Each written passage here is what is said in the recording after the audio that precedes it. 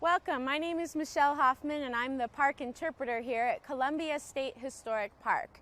The mission of California State Parks is to provide for the health, education, and inspiration of the people of California by helping to protect the state's most valued biological and cultural resources while providing high-quality outdoor recreation.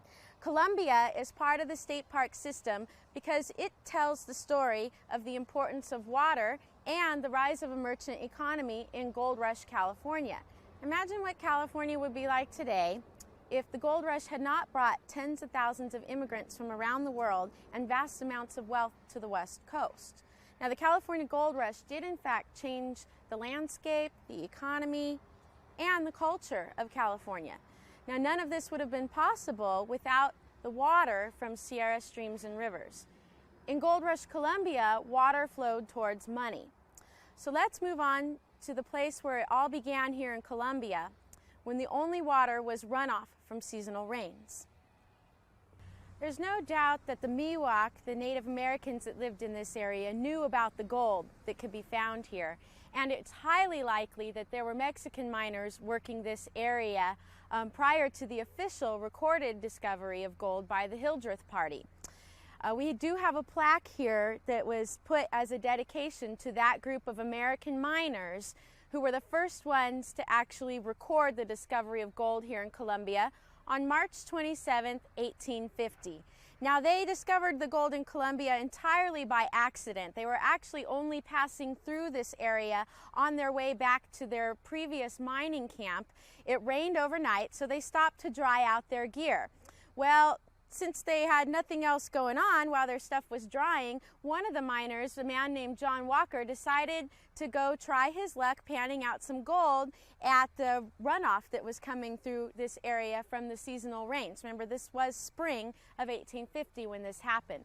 Well, he pulled out quite a bit of gold in those first few hours, and the rest of the men did as well. So they decided immediately to go back to their camp, pick up their supplies, and make Columbia their new diggings.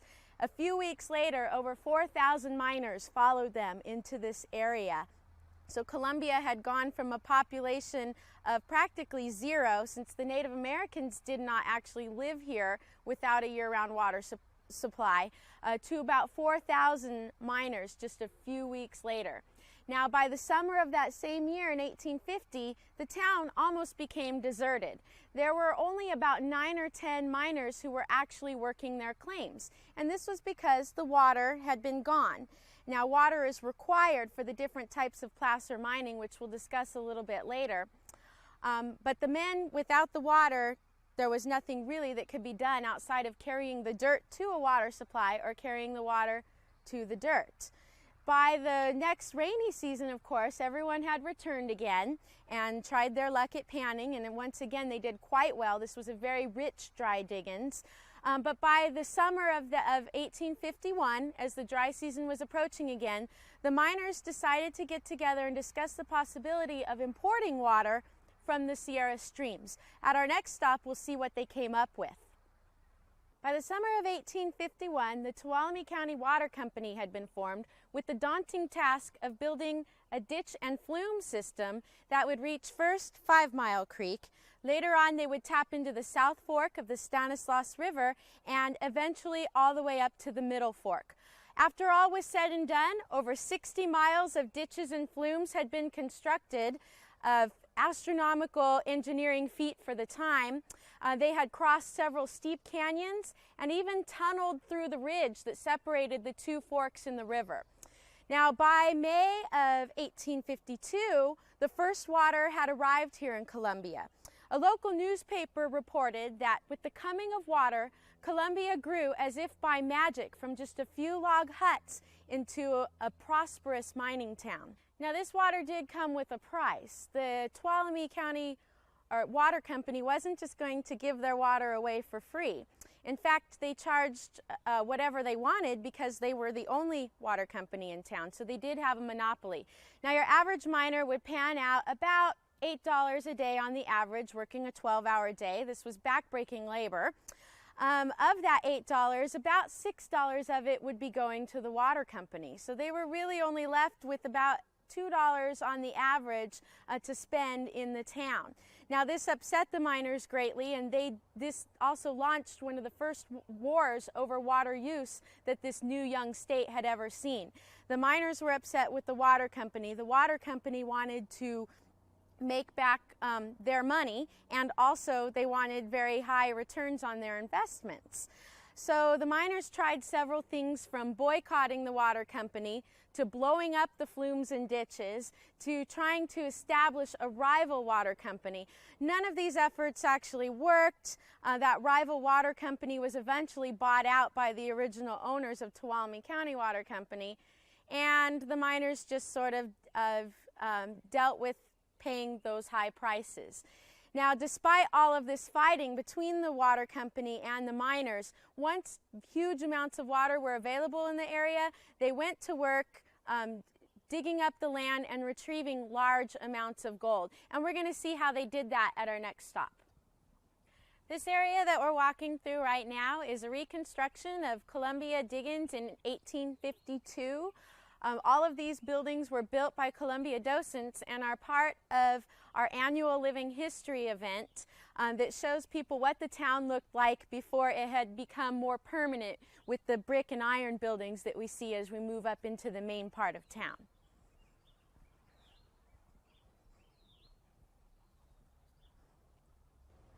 The largest gold nugget reported to have been found here in Columbia weighed 134 pounds.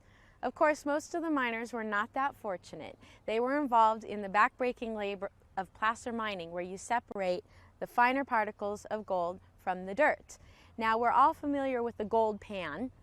It's sort of become a symbol of the California gold rush. However, the gold pan is about as old as the quest for gold itself and has been used in many different gold rushes throughout the world.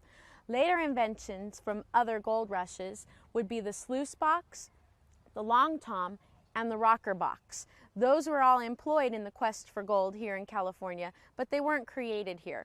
The one invention that came out of the California gold rush was the use of the large monitor nozzles for hydraulic mining. Now, hydraulic mining did a great amount of damage to the environment, but was a very successful way for getting the gold. And we'll talk more about the impacts that the hydraulic mining had in this area when we can actually go look at the remains of one of those monitor nozzles. This nozzle that you see here is actually a relic from California's gold rush. It's a monitor nozzle that was used for hydraulic mining. Now what they would do is they would feed water down through tubes until it got to this point, at which time the pressure was extremely high. By the time it came out of the tip here, that pressure was so strong that if you were to stand in front of it, you would be instantly killed. Now this was the way they washed huge amounts of dirt from the ground, or loosened it up so that they could get those gold deposits. If you look at the limestone rocks behind me, you see these throughout Colombia. These were all exposed from the hydraulic mining. Before this happened, all of these rocks were underground. So you can see the kind of damage that occurred from this type of mining.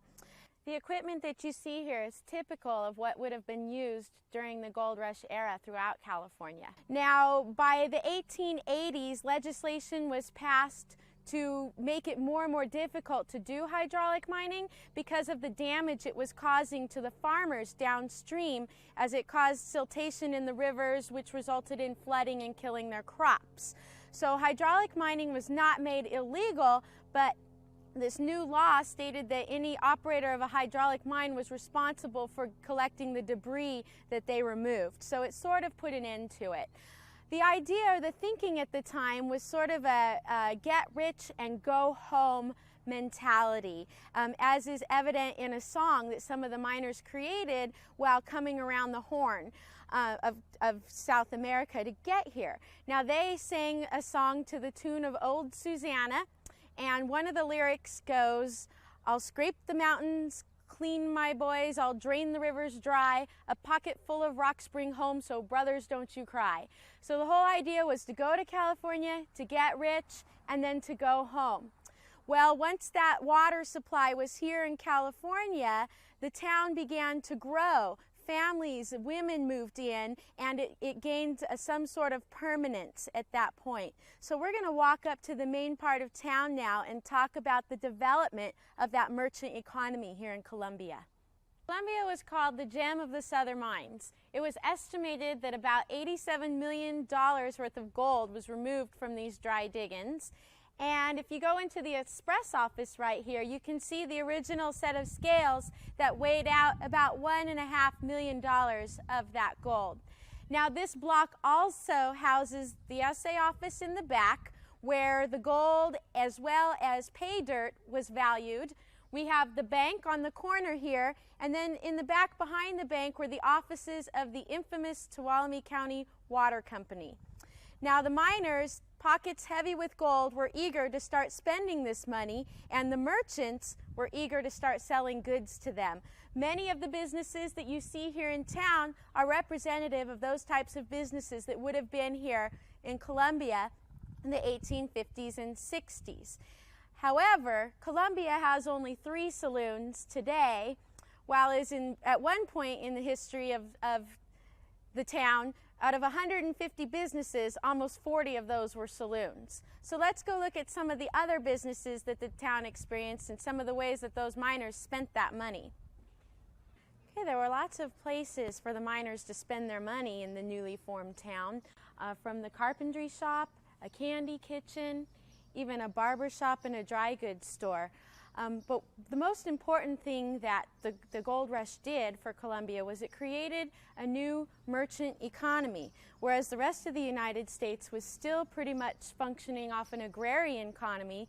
Here, money was exchanged, people were starting to spend, and all of this was made possible because of the water that was brought in from those Sierra streams.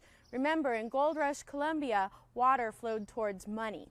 Now, water was also valuable, not just for getting the gold and for helping this new town to grow, but to protect the resulting wealth from devastating effects of fire, which we're going to talk about at our next stop.